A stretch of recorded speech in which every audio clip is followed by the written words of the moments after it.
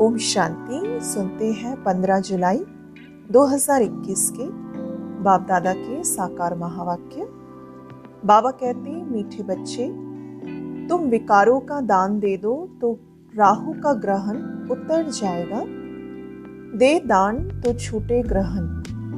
प्रश्न, वृक्षपति बाप अपने भारतवासी बच्चों पर बृहस्पति की दशा बिठाने के लिए कौन सी स्मृति दिलाते हैं? उत्तर, हे भारतवासी बच्चों, तुम्हारा आदि सनातन देवी देवता धर्म अति श्रेष्ठ था। तुम सर्व गुणों में संपन्न 16 कला संपूर्ण थे। तुम बुझ सागर के बच्चे काम चिता पर बैठ काले हो गए हो। ग्रहण लग गया है। अब मैं तुम्हें फिर से गोरा बनाने आया हूँ। ये स्मृति आने से बृहस्पति की दशा बैठ जाती है। गीत ओम नमः शिवाय। ओम शांति। ये किसकी महिमा सुनी? बेहद के बाप की ना। तो ऊंचे ते ऊंच बाप परमपिता परमात्मा ही है। लौकिक बाप के लिए तो सब नहीं कहेंगे। बच्चे जानते हैं सब आत्माओं का परलौकिक बाप वो है ऊंचे ते ऊंच। उनका नाम ही है शिव। बिगर नाम रूप के तो कोई चीज होती नहीं। इस समय सबको राहु का ग्रहण लगा हुआ है, इसलिए इनको आयरन एजेड वर्ल्ड कहा जाता है। दशाएं भी होती है ना, बृहस्पति की दशा, शुक्र की दशा। अब तुम्हारे ऊपर है बृहस्पति की दशा, जिसकी महिमा सुनी ऊंचे ते ऊंच भगवान शिव बाबा। उनका असुल नाम है शिव। बाकी किस्म किस्म के अनेक नाम उनके रख दिए। असुल नाम है शिव बाबा। बाप समझाते हैं, मैं बीज रूप चैतन्य हूँ, सत्य हूँ, चित्त हूँ, आनंद स्वरूप हूँ। सुख का सागर, आनंद शांति का सागर है बाबा। महिमा सारी उस एक की ही है। भारतवासी महिमा गाते हैं परंतु समझते कुछ भी नहीं। एकदम पत्थर बुद्धि हो गए। पत्थर बुद्धि किसने बनाया? रावण ने ना। सतयुग में भारतवासी पारस बुद्धि थे।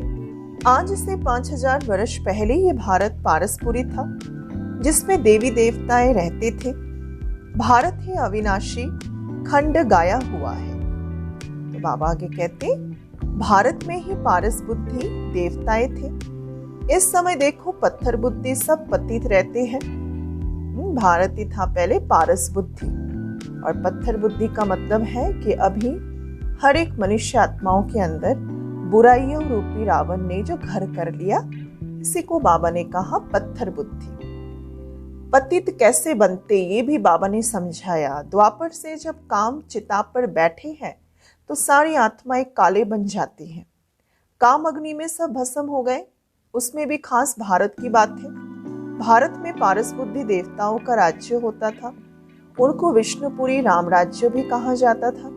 ये बाबा आकर बताते हैं, मीठे मीठे लाडले बच्चों, जब तुम सतयुग में थे तो सर्वगुणों में संपन्न थे। ये तुम्हारी महिमा है। वहां विकारों की बात ही नहीं होती। द्वापर से रावण 5 विकारों का राज्य देखो शुरू हुआ है। तो राम राज्य बदलकर रावण राज्य होता है। अभी तो ग्रहण लगा हुआ है, बिल्कुल ही भारत काला हो गया।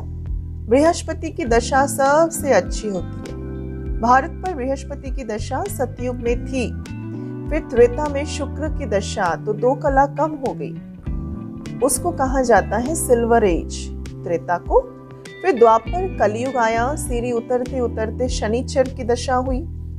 इस समय सभी पर है राहु की दशा, जो शनि की दशा से भी ज्यादा खतरनाक है। सूर्य को ग्रहण लगता है तो कहते हैं ना कि दे दान तो छूटे ग्रहण। अब रूहानी बाबा बच्चों को समझाते, ये है रूहानी ज्ञान। ये कोई शास्त्रों का ज्ञान नहीं है। शास्त्रों के ज्ञान को भक्ति मार्ग कहा जाता है। सतयुग त्रेता युग में भक्ति होती ही नहीं। ज्ञान और भक्ति फिर है वैराग्य, अर्थात इस पुरानी दुनिया को छोड़ना होता है। ये है शूद्र वर्ण, विराट रूप दिखाते हैं। ब्राह्मण, देवता, क्षत्रिय, वैश्य, ये भारत की ही कहानी है। विराट रूप बनाते भी हैं, फिर परंतु पत्थर बुद्धि समझते नहीं। पत्थर बुद्धि क्यों है? क्योंकि पतित है अभी सब। भारतवासी ही पारस बुद्धि थे, संपूर्ण निर्विकारी थे। आज से 5000 वर्ष पहले भारत देखो ये स्वर्ग था और कोई खंड नहीं था। ये बाबा समझाते, ये राजयोग कौन सिखाते हैं? शिवाचार्य, है ना? वो है ज्ञान का सागर। शिवाचार्य, शिव बाबा है ज्ञान का सागर। कोई भी मनुष्य को ज्ञान का सागर, सर्व का पतित पावन नहीं कह सकते। सर्व का लिबरेटर एक ही बाबा है। बाबा खुद आते हैं दुख में रावण से लिबरेट करने, फिर गाइड बन ले जाते हैं। उनको रूहानी पंडा कहा जाता है। बाप कहते मैं तुम सर्व आत्माओं का पंडा हूँ, सबको वापस ले जाऊंगा। मेरे जैसा गाइड्स कोई होता ही नहीं। कहते भी है god father is liberator, guide, blissful. सबके ऊपर रहम करते हैं, क्योंकि सब सागर के बच्चे कामचिता पर बैठ जल मर रहे हैं। उसमें भी खास भारत, क्योंकि यही भारतवासी पहले 16 कला संपूर्ण निर्विकारी थे। तो बाबा इसीलिए बार बार भारत की बात करते हैं। बाबा कहते तुम 16 कला संपूर्ण निर्विकारी थे ना, अब कामचिता पर बैठ तुम क्या बन गए हो? अब फिर बाबा आए हैं, वृक्षपति बाबा आकर मनुष्य मात्र पर बृहस्पति की दशा बिठाते हैं। उसमें खास भारत आम विश्व पर इस समय राहु का ग्रहण लगा हुआ है।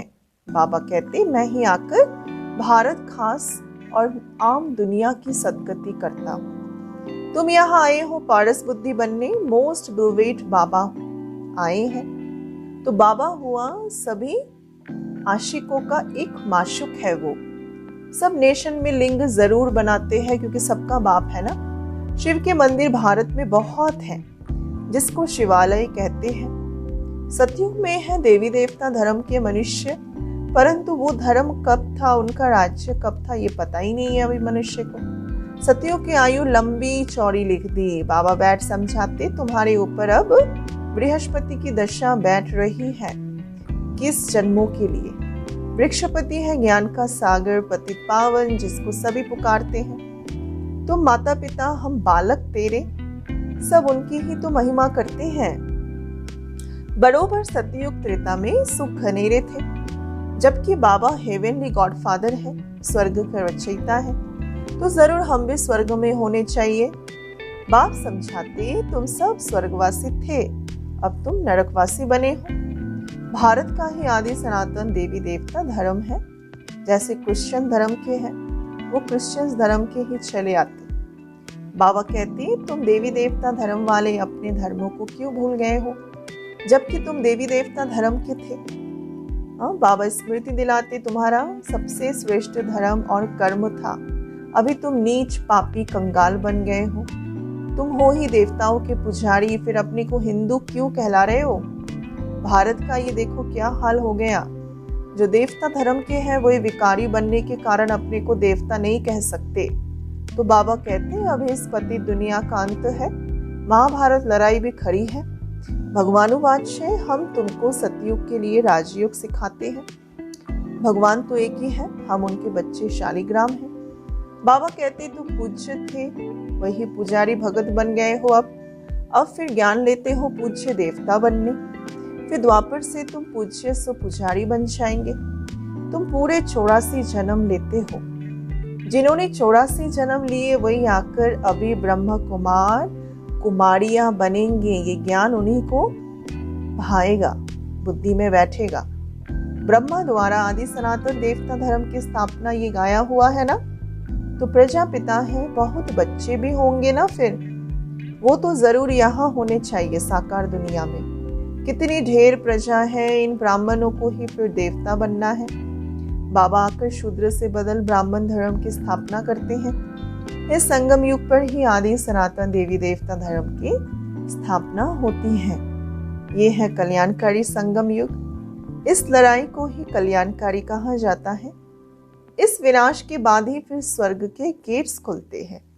तुम यहाँ आए हो स्वर्गवासी बनने व विष्णुपुरी में चलने। तुम बच्चों पर अब बृहस्पति की दशा बैठ रही है, वो भी अविनाशी। 16 कला संपूर्ण कहा जाता है। फिर 2 कला कम होती है तो शुक्र की दशा कहा जाता है। सतयुग में बृहस्पति की दशा है, फिर त्रेता में शुक्र की दशा। फिर नीचे गिरते आए हो मंगल की, शनिचर की, और नीचे गिरते आए तो राहु की दशा भी होती है। जन्म जन्मांतर उल्टी दशाएं फिरती आई हैं। अब बाम द्वारा बृहस्पति की दशा हम सभी भारतवासी खास और आम सारी दुनिया पर बैठ रही है। ये है बेहद का बाप, ज्ञान का सागर, पतित पावन। वही तुम्हारा बाप भी है, शिक्षक भी है, सतगुरु भी है। बाकी सब है छूटे, किसकी सदगति कर नहीं सकती। इसको कहा ही जाता है विशेष वर्ल्ड, वो है वॉइसलेस वर्ल्ड। और विशेष वर्ल्ड में सभी बहुत दुखी है। लड़ाई मारामारी क्या क्या हो रहा है देखो। इसको कहा जाता है खूने नाहे खेल। बिगर कोई कसूर के क्या क्या करते रहते हैं आपस में। एक ही बम ऐसा गिराएंगे जो झट सारे बिगर कसूर के भी इंसान खलास हो जाए। ये वही संगम युग का समय है। तुम देवताओं के लिए फिर नई दुनिया चाहिए तो अब बाबा कहते मीठे मीठे बच्चे मन मना भव। ये कौन से बाप ने कहा? शिव बाबा ने। याद रखो वो तो निराकार है। यूं तो निराकार तुम भी हो, परंतु तुम पुनर्जन्म में आते हो, मैं नहीं आता, बाबा कहते हैं। इस समय सब पतित, एक भी पावन नहीं, पतित बनना ही है। सतो रजो तमो में उतरना पड़े। इस समय सारा झाड़ जर्जरीभूत अवस्था को पाया हुआ है। दुनिया बिल्कुल पुरानी हो गई है। अब फिर से उनको नया बनाना पड़े। पतित दुनिया में देखो मनुष्य कितने होते हैं। पावन दुनिया में बहुत थोड़े राज्य करते हैं। एक ही धर्म था उस समय और कोई धर्म नहीं था। भारत को ही देखो हेवन कहा जाता है। गाया जाता है घट में ही सूरज और घट में ही चंद्रमा। सतयुग में देखो कहते हैं 9 लाख होंगे। पीछे फिर बाबा समझाते वृद्धि पाती रहती है। पहले बहुत छोटा फूलों का झाड़ होता है शुरू में सतयुग में। कांटों का कितना बड़ा फॉरेस्ट है। फूल थोड़े उगते हैं और कांटों का जंगल विशाल होता है जो अभी है। दिल्ली में मुगल गार्डन देखो कितना अच्छा है, उससे बड़ा कोई गार्डन नहीं है। फॉरेस्ट देखो कितना बड़ा है। सतयुगी गार्डन भी बहुत छोटा होता है। फिर वृद्धि को पाते पाते बड़ा होता जाता। अभी तो कांटों का जंगल हो गया दुनिया में। रावण के आने से मनुष्य कांटे बन जाते हैं। ये है कांटों का जंगल। आपस में लड़ते, एक दो को मारते, कांटा चुभोते रहते। कितना क्रोध है। बंदर से भी बदतर कहा जाता है। तो बाबा कहते मेरे लाडले बच्चों, तुम्हारे ऊपर वृक्षपति की दशा है। अब दे दान तो छूटे ग्रहण। संपूर्ण निर्विकार अब यहाँ बनना है। फिर ये शरीर छोड़ जाकर शिवालय में आ जाएंगे। शिवालय में बहुत सुख होता है। देवी देवताओं का राज्य होता है। सतयुग को कहा जाता है शिवालय। कलयुग को कहा जाता है वेश्यालय। ये वेश्यालय रावण ने स्थापन किया और बाबा कहते पतित से पावन बनना है। कैसे बनेंगे? क्या त्रिवेणी में, गंगा में स्नान करने से पावन बन जाएंगे? ये तो जन्म जन्मांतर तुम करते ही आए हो। बनी तो नहीं आत्मा पवित्र? करोड़ों मनुष्य जाकर स्नान करते हैं। बहुत नदियां, नाले, तालाब आदि है जहां पानी देखते जाकर स्नान करेंगे, डुबकी लगाएंगे, क्योंकि अपने को पतित समझते हैं और सोचते हैं उसमें जाकर स्नान कर उद्धार हो जाएगा हमारा। अब पारसनाथ तुम्हारी पारस बुद्धि बना रहे हैं कि वास्तव में असल में ज्ञान गंगा कौन सा है। तो ऐसे पारसनाथ बाबा को कितना प्यार से याद करना चाहिए ना। अच्छा, मीठे मीठे सिक्के लधे बच्चों प्रति माता पिता बाप दादा का याद प्यार और गुड मॉर्निंग। रूहानी बाप की रूहानी बच्चों को नमस्ते। हम रूहानी बच्चों की रूहानी बाप दादा को याद प्यार गुड मॉर्निंग नमस्ते। धारणा करनी है पहला, इस कांटों की दुनिया से फूलों के बगीचे में जाने के लिए जो भी विकार है, मना कांटे हैं, उन्हें निकाल देना है। पारस बनाने वाले बाबा को बड़े प्यार से याद करना। दूसरा, इस कल्याणकारी संगम युग पर शूद्र से ब्राह्मण सो देवता बनने का पुरुषार्थ करना है। राहु के ग्रहण को उतारने के लिए विकारों का दान करना है। वरदान, संगठन में एक मत और एक रस स्थिति द्वारा सफलता प्राप्त करने वाले सच्चे स्नेही भव। विस्तार, संगठन में एक ने कहा दूसरे ने माना। यह है सच्चे स्नेही का रिस्पॉन्ड।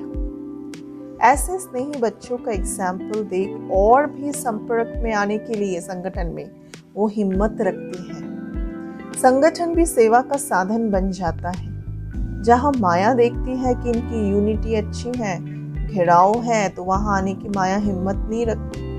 एकमत और एक रस स्थिति के संस्कार ही सतयुग में एक राज्य की स्थापना करते हैं। अब इसमें जो भी सहयोग देवे हम बाबा के बच्चे एकमत और एक रस स्थिति को रखने के लिए। स्लोगन है आज का, कर्म और योग का बैलेंस रखने वाले ही सफल योगी है। अच्छा, ओम शांति। नैनों से झलके प्यारो बाबा, नैनों से झलके प्यार, पाए है सुख संसारो बाबा, पाए है सुख संसार।